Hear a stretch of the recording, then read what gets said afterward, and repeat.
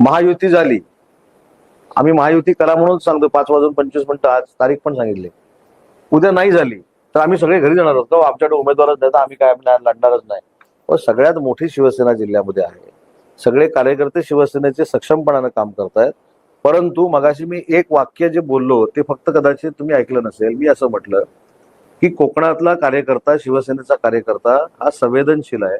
आमच्या एखाद्या भूमिकेमुळे राज्याचे मुख्यमंत्री देवेंद्रजी फडणवीस यांना त्रास होऊ नये किंवा आमचे मुख्य नेते एकनाथ शिंदे साहेबांना कुठं त्रास होऊ नये ही भूमिका आमचे सगळे पदाधिकारी घेतात, म्हणून सगळे बंद आहे.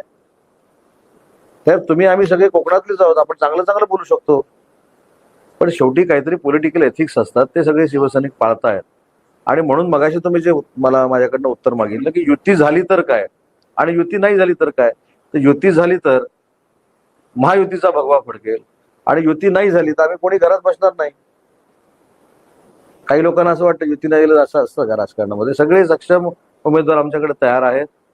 112 पंचायत समितीमध्ये आमचे उमेदवार तयार आहेत, 56 जिल्हा परिषदेमध्ये तयार आहेत आणि जेवढे नगरपंचायत नगरपालिकेचे वॉर्ड आहेत तेवढे आमचे उमेदवार तयार आहेत.